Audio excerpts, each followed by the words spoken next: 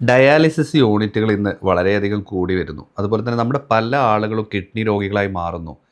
പലപ്പോഴും നമ്മൾ പല കാരണങ്ങൾ പറയാറുണ്ടെങ്കിലും അതിൽ ഏറ്റവും പ്രധാനമായിട്ട് ഇത് നിർണ്ണയിക്കാൻ അല്ലെങ്കിൽ കണ്ടെത്താൻ വൈകുന്നതാണ് പലപ്പോഴും കിഡ്നി രോഗങ്ങൾ വളരെയധികം കൂടാനും അത് തുടക്കത്തിൽ തന്നെ കൺട്രോൾ ചെയ്യാൻ പറ്റാതെ കിഡ്നി മാറ്റിവെക്കലിലേക്കും അല്ലെങ്കിൽ ഡയാലിസിസിലേക്കൊക്കെ രോഗികളെ എത്തിക്കുന്നത് എന്നുള്ളതാണ് നമ്മൾ കാണാറുള്ളത്. അപ്പോൾ ഇന്നത്തെ വിഷയത്തിൽ കിഡ്നി രോഗങ്ങൾ ശരീരം കാണിക്കുന്ന ഏറ്റവും പ്രധാനപ്പെട്ട ലക്ഷണങ്ങളാണ് ഇന്ന് നമ്മൾ സംസാരിക്കാൻ ഉദ്ദേശിക്കുന്നത്. ഞാൻ doctor Muhammad Aslam, Medicare homoeopathic speciality medical centre, Vaniyambalam chief കൺസൾട്ടൻ്റാണ്.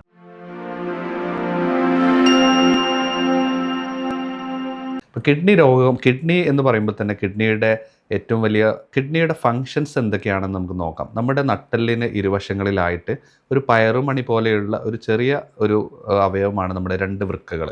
ഈ വൃക്കകൾ സാധാരണ നമ്മുടെ ശരീരത്തിൽ ഉണ്ടാകുന്ന വേസ്റ്റ് പ്രൊഡക്റ്റിനെ അരിക്കാനും അത് പുറത്തേക്ക് കളയാനുമാണ് സാധാരണ ഏറ്റവും അതിൻ്റെ ഇമ്പോർട്ടൻ്റ് ആയിട്ടുള്ള ഒരു ഫംഗ്ഷൻ എന്നുള്ളത്. പിന്നീട് അതുപോലെ തന്നെ നമ്മുടെ ഹീമോഗ്ലോബിൻ്റെ പ്രൊഡക്ഷൻ, വൈറ്റമിൻ ഡിയുടെ പ്രൊഡക്ഷൻ, അതുപോലെ മറ്റു പല ഫംഗ്ഷനുകളും ഇതുമായിട്ട് ബന്ധപ്പെട്ടിട്ട് കിഡ്നി നിർവഹിക്കുന്നുണ്ട്. ഏറ്റവും പ്രധാനമായിട്ടുള്ള കിഡ്നി അരിച്ചുകൊണ്ട് നമ്മുടെ വേസ്റ്റ് മാനേജ്മെൻറ്റും അതുപോലെ തന്നെ സോഡിയം പൊട്ടാസ്യം ലെവലിൻ്റെയൊക്കെ നമ്മുടെ ധാതുക്കളുടെയൊക്കെ ഒരു കൺട്രോളും ഒക്കെ നടത്തുന്നത് കിഡ്നിയാണ് എന്നുള്ളത് നമുക്ക് പറയാം.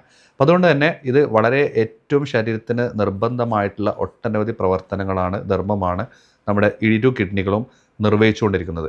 അപ്പോൾ കിഡ്നിയിലേക്ക് പൊതുവെ നരമ്പിൻ്റെ അളവ്, നെർവ്സിൻ്റെ അളവൊക്കെ കുറവായതുകൊണ്ട് തന്നെ പലപ്പോഴും വേദന വരുന്നതും അതുപോലെ സിംറ്റംസ് അപ്പിയർ ചെയ്യുന്നതൊക്കെ വളരെ വൈകിട്ടായിരിക്കും.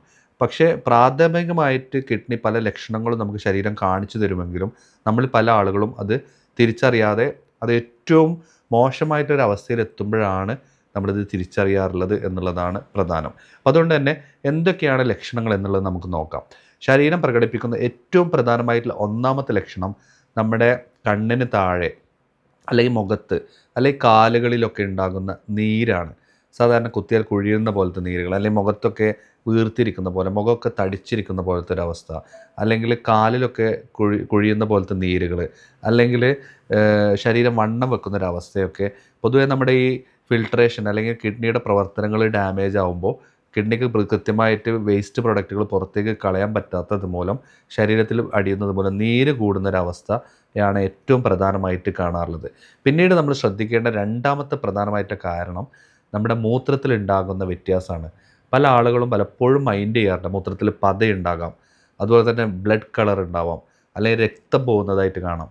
ഇത്തരം കണ്ടീഷൻസൊക്കെ കിഡ്നി രോഗവുമായി ബന്ധപ്പെട്ട എന്തെങ്കിലും ആണോ, അല്ലെങ്കിൽ ചിലപ്പോൾ ഡയബറ്റീസുള്ള ആളുകളൊക്കെ ഡയബറ്റീസൊക്കെ കൂടുന്ന സമയത്ത് ചിലപ്പോൾ പ്രോട്ടീൻ ലീക്കേജ് വന്നിട്ട് പലപ്പോഴും ഇതുപോലെ പതയുണ്ടാവുന്നത് കാണാറുണ്ട്. അപ്പോൾ അതുകൊണ്ടാണോ അതോ കിഡ്നി രോഗം കൊണ്ടാണോ എന്നുള്ളത് കൃത്യമായിട്ട് നമുക്കത് അനലൈസ് ചെയ്യണം എന്നുള്ളത് നിർബന്ധമാണ്.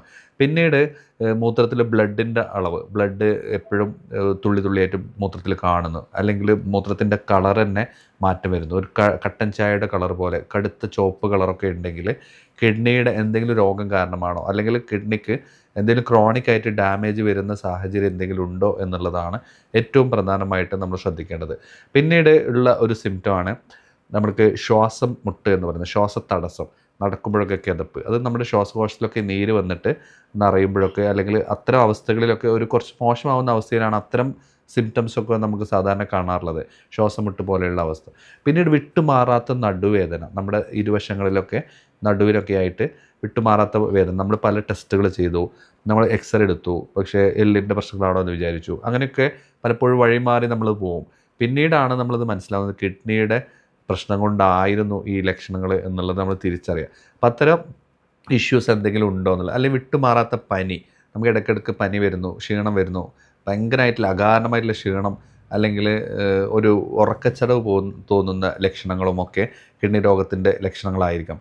പിന്നീടുള്ള ഒരു ലക്ഷണമാണ് നമ്മുടെ വായക്കുണ്ടാകുന്ന ചില സ്മെല്ലുകൾ, വിട്ടുമാറാത്ത വായനാറ്റം, അല്ലെങ്കിൽ ഒരു അമോണിയാക്കൽ സ്മെല്ല് എന്ന് പറയും. വായക്കൊക്കെ ഒരു ബാഡ് ബ്രത്ത് പലപ്പോഴും ഫീൽ ചെയ്യുന്നത്. നമ്മൾ കുറേ പേസ്റ്റുകൾ മാറ്റി, അല്ലെങ്കിൽ കുറേ മൗത്ത് വാഷുകൾ ഉപയോഗിച്ചു, അല്ലെങ്കിൽ കുറേ മരുന്നുകൾ കഴിച്ചിട്ട് ഇത് മാറുന്നില്ലെങ്കിൽ ഇത് കിഡ്നി റിലേറ്റഡ് ആയിട്ടുള്ള എന്തെങ്കിലും അസുഖങ്ങളുണ്ടോ എന്നുള്ളത് നമ്മളൊന്ന് അനലൈസ് ചെയ്യണം. അപ്പം മൂത്രത്തിൽ പത നമ്മൾ നിർബന്ധമായി നേരത്തെ പറഞ്ഞ പോലെ നോക്കണം, കളർ നോക്കണം, ഈ വായ്ക്കുള്ള സ്മെല്ല് നോക്കണം, നടുവേദന വിട്ടുമാറാത്ത നടുവേദനകൾ എന്തെങ്കിലും ഉണ്ടെങ്കിൽ അത് നമ്മളൊന്ന് ശ്രദ്ധിക്കണം.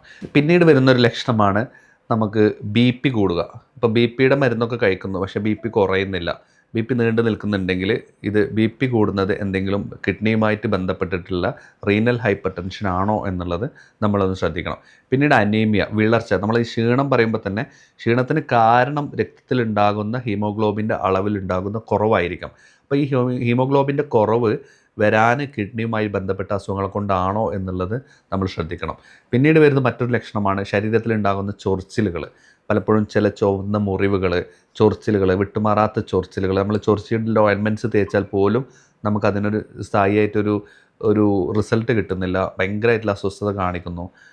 അങ്ങനെ ഉണ്ടെങ്കിൽ എന്തെങ്കിലും കിഡ്നിയുമായി ബന്ധപ്പെട്ട പ്രശ്നങ്ങളുണ്ടോ എന്നുള്ളത് നമ്മൾ നോക്കണം. പിന്നീട് വരുന്ന ലക്ഷണമാണ് നമ്മുടെ വിശപ്പില്ലായ്മ, അല്ലെങ്കിൽ ഛർദി, ഓക്കാനം, മനം പുരട്ടൽ. ഭക്ഷണം ഒന്നും താല്പര്യമില്ല, ഒന്നും കഴിക്കാൻ പറ്റുന്നില്ല, കുറച്ച് കഴിക്കുമ്പോഴേക്കും മതിയെന്ന് തോന്നുന്നു, അല്ലെങ്കിൽ ഛർദ്ദിക്കണം തോന്നുന്നു. അത്തരം രോഗാവസ്ഥ ഉണ്ടെങ്കിലും കിഡ്നി ലക്ഷണങ്ങളായിട്ട് നമുക്ക് അങ്ങനെ എന്തെങ്കിലും ആണോ എന്നുള്ളതും നമ്മൾ ശ്രദ്ധിക്കണം. അപ്പോൾ ഈ ഒരു മെയിനായിട്ട് ഞാൻ പറഞ്ഞ ഈ 10 ലക്ഷണങ്ങൾ നമ്മളെപ്പോഴും നമ്മുടെ ശ്രദ്ധയിലുണ്ടാവണം. അത്തരം കാര്യങ്ങൾ നമ്മുടെ കുടുംബത്തിലോ നമ്മുടെ ബന്ധുക്കൾക്കോ ആർക്കെങ്കിലും ഒക്കെ ഉണ്ടെങ്കിൽ ഇത് ഈ കിഡ്നിയുമായി ബന്ധപ്പെട്ട, കിഡ്നിയുടെ പ്രശ്നങ്ങളുമായിട്ട് ബന്ധപ്പെട്ട എന്തെങ്കിലും ആണോ എന്നുള്ളത് നോക്കണം. അതിൽ ഏറ്റവും പ്രധാനമായിട്ടുള്ള ഒരു വാല്യൂ ആണ് നമ്മൾ കിഡ്നിയുടെ ടെസ്റ്റ് നടത്തുമ്പോൾ ക്രിയാറ്റിൻ എന്ന് പറയുന്നത്.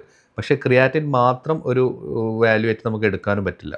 സാധാരണ പുരുഷന്മാരിൽ 0.7 മുതൽ 1.3 വരെയാണ് ക്രിയാറ്റിൻ്റെ ഒരു ലെവൽ നോർമലായിട്ട് നമ്മൾ പറയാറുള്ളത്. അത് ഓരോ പോയിൻ്റ് തോറും അത് കിഡ്നിയുടെ ഡാമേജ് വളരെയധികം കൂടുന്നു എന്നുള്ളതാണ് നമ്മൾ മനസ്സിലാക്കേണ്ടത്. ഇപ്പം 1.5 ക്രിയാറ്റിൻ ആണെങ്കിൽ ഒരു കിഡ്നിയുടെ, ഇപ്പം നമുക്ക് 2 കിഡ്നികളുണ്ട്, ആ കിഡ്നിയിൽ ഒരു കിഡ്നിയുടെ പകുതിയോളം അതിൻ്റെ ഗ്ലോമർലെസ് അല്ലെങ്കിൽ അതിൻ്റെ ഫിൽട്ടർ ചെയ്യുന്ന കാര്യങ്ങൾ നഷ്ടപ്പെട്ടു കൊണ്ടിരിക്കുന്നു എന്നുള്ളതാണ് അത് സൂചിപ്പിക്കുന്നത്. അപ്പോൾ അതുകൊണ്ട് ഓരോ പോയിൻ്റ് കൂടുമ്പോഴും അത് നമ്മൾ വളരെ അലാമിംഗ് ആയിട്ട് വളരെ ശ്രദ്ധയോടുകൂടി വേണം അത്തരം കാര്യങ്ങൾ നമ്മൾ മാനേജ് ചെയ്യാൻ എന്നുള്ളതാണ്. പിന്നീട് ഈ ക്രിയാറ്റിൻ മാത്രമല്ല, അതിൽ ഏറ്റവും പ്രധാനമായിട്ടുള്ള ഒന്നാണ് EGFR എന്ന് പറയുന്ന ഒരു വാല്യൂ.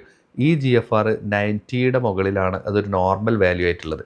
അത് കുറയും തോറും കിഡ്നിയുടെ ഫങ്ഷൻ കുറയുന്നു, അല്ലെങ്കിൽ ഒരു ക്രോണിക് കിഡ്നി ഡിസീസിലേക്ക് അയാൾ പോകുന്നു. അതൊരു 50 താഴെ ഒക്കെ ആണെങ്കിൽ വളരെ ഡേഞ്ചറസ് ആയിട്ടുള്ള കിഡ്നി അസുഖങ്ങളിലേക്ക് അയാൾ നീങ്ങിക്കൊണ്ടിരിക്കുന്നു എന്നുള്ളത് നമ്മൾ മനസ്സിലാക്കണം.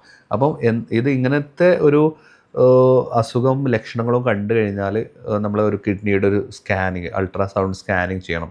അതിലെന്തെങ്കിലും ക്രോണിക് പാരൻകൈമാറ്റസ് ലീഷൻസ് എന്തെങ്കിലും, അല്ലെങ്കിൽ അത്തരം കിഡ്നി ഡാമേജുകൾ എന്തെങ്കിലും കാണുന്നുണ്ടോ എന്നുള്ളത് നമ്മൾ പരിശോധിക്കണം. പിന്നീട് അതുപോലെ തന്നെ ക്രിയാറ്റിന്, ബ്ലഡ് യൂറിയ, അതുപോലെ EGFR, അതുപോലെ ആൽബമിൻ്റെയൊക്കെ റേഷ്യോ, ക്രിയാറ്റിൻ ആൽബമിൻ റേഷ്യോ ഒക്കെ നമ്മൾ നിർബന്ധമായിട്ട് പരിശോധിക്കണം. അതൊക്കെ സിംറ്റംസ് ഉണ്ടെങ്കിൽ ഒരു ഡോക്ടറുടെ നിർദ്ദേശപ്രകാരം ടെസ്റ്റുകൾ ചെയ്യുക. കിഡ്നി രോഗമുള്ള ആളുകൾ ശ്രദ്ധിക്കേണ്ട ഏറ്റവും പ്രധാനമായിട്ടുള്ളത് അവരുടെ BP കൺട്രോൾ ചെയ്ത് നിർത്തുക എന്നുള്ളതാണ്. അതിന് ഏറ്റവും പ്രധാനം ഉപ്പിൻ്റെ അളവ് വളരെയധികം കുറക്കുക എന്നുള്ളതാണ്. നമ്മൾ ഇന്ന് ഉപയോഗിക്കുന്ന പല ആളുകളും നമ്മുടെ ഉപ്പേരി, തോരന്, ചോറ്, കറികൾ എല്ലാം കൂടി വരുമ്പോൾ സാധാരണ നമ്മളൊരു 2.5 മില്ലിഗ്രാമിൻ്റെ മുകളിൽ ഉപ്പ് വരുമ്പോൾ അത് നോർമലി നമുക്ക് അലൗഡ് അല്ല. മാക്സിമം ഒരു 5 മില്ലിഗ്രാമാണ് നമുക്ക് അലൗഡ് ഉള്ളത്. അപ്പോൾ അതിൽ കൂടുന്തോറും സാധാരണ ഒരാളുകൾക്ക് തന്നെ BP കൂടാനുള്ള സാഹചര്യമുണ്ട്. അപ്പോൾ അതുകൊണ്ട് ഇത്തരം കിഡ്നി രോഗമുള്ള ആളുകൾ ഉപ്പിൻ്റെ അളവ് വളരെയധികം റെസ്ട്രിക്റ്റ് ചെയ്യുക എന്നുള്ളത് ഏറ്റവും പ്രധാനമാണ്. പിന്നീട് അതുപോലെ തന്നെ വേദന സംഹാരികളുടെ ഉപയോഗം, പെയിൻ കില്ലേഴ്സിൻ്റെ ഉപയോഗം ആളുകൾ ഇന്ന് വളരെയധികം ഒരു തലവേദന വരുമ്പോഴേക്ക്, അല്ലെങ്കിൽ ഒരു പനി വരുമ്പോഴേക്ക്, അല്ലെങ്കിൽ ഒരു വേദന വരുമ്പോഴേക്ക് തന്നെ ഓവർ ദ കൗണ്ടറായിട്ട് മെഡിക്കൽ ഷോപ്പിൽ പോയിട്ട് അനാവശ്യമായിട്ട് വേദന ഗുളികകൾ കഴിക്കുന്ന ശീലം ഇന്ന് മലയാളികളിൽ വളരെ കൂടുതലാണ്. അതുകൊണ്ട് അത് നിയന്ത്രിക്കാൻ ശ്രദ്ധിക്കുക എന്നുള്ളത് കിഡ്നി രോഗത്ത് വരാതിരിക്കാനും വന്നു കഴിഞ്ഞാലും അത് നമ്മൾ കൃത്യമായിട്ട് ശ്രദ്ധിക്കണം. പിന്നീട് നമ്മൾ വെള്ളം ഉപയോഗിക്കുന്നത് ആ രോഗത്തിൻ്റെ കാഠിന്യം അനുസരിച്ച് എത്ര അളവ് വെള്ളം കുടിക്കുക എന്ന് രോഗികൾ ചോദിക്കാറുണ്ട്. ഓരോ രോഗികൾക്കും അത് വ്യത്യസ്തമായിട്ടായിരിക്കും.